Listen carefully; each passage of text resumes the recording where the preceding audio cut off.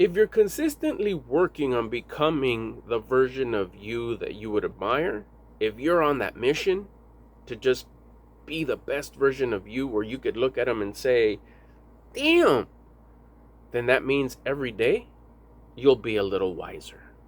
That's what this video is about. We're going to talk about being a little wiser today than you were yesterday. So that's going to mean that your opinions from yesterday could be a little different than your opinions of today. And of course, I mean that in like an example kind of way. From yesterday to today, your opinion might have not changed. But what about if we say yesterday was 10 years ago? Let's say you started your mission in trying to become the best version of you 3 years ago. And now you've picked up a few more teachers, a few more teachers, mentors that you've now are listening to that have kind of changed your perspective a little bit, and you see things differently. And maybe now you're being a source of what you're looking for, and you're inspiring others. And you've been doing that for a couple of years now. So you may have gave information 2-3 years ago, and that same person is still listening to you, and you can give them some new information where they could say, hey, but that's not what you said a couple years ago.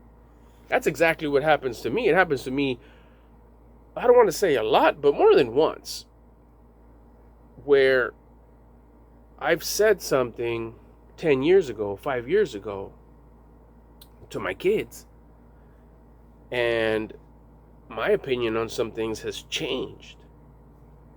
I found new mentors, I found new teachers, I see things a little different, and I teach them what I learned in a condensed version, sometimes not so much, sometimes in an expanded version. I have a tendency to talk a lot sometimes. I'm working on that. That's why these videos are not 7 hours.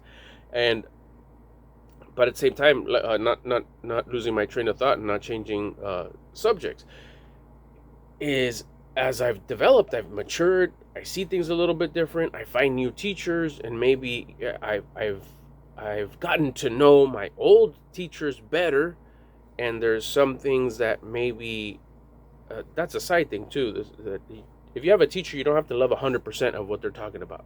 You'll probably love a big portion, whatever, we'll call it 75, 95%, but there may be 2 or 3 things that you don't match with them, and that's totally okay. So maybe as I get to know this teacher better, I start studying them more, I realize, oh shit, okay, no, there's a couple of things that I don't really like here. Let's go fill that void with another teacher that I, go down the rabbit hole and look for somebody to fill that part of it, to help me better myself in that department. And then I'll learn something from them, that the new teacher, that makes more sense to me than what I gathered over here. So I could change my mind, and that's okay to change your mind, because you've developed, you become a different person as time goes on. You mature more, you experience more, and the new opinion, the new lesson that you learn from your new teacher could cause certain things to happen in here and in here that will give you a different point of view. So now when you go teach your loved ones, or anybody that's listening to you, or anybody that you're inspiring, your opinion could change. And it doesn't mean that your old opinion was wrong. It just means that it's a new opinion and you think different.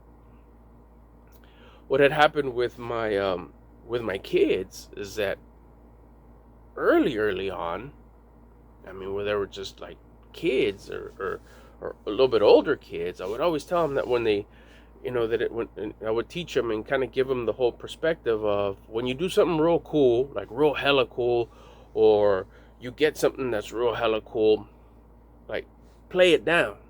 Don't make a big deal about it. As much as you're super excited because you accomplished something crazy cool, or you got something that you were wanting to get for a long time, and you finally got it, play it down a little bit.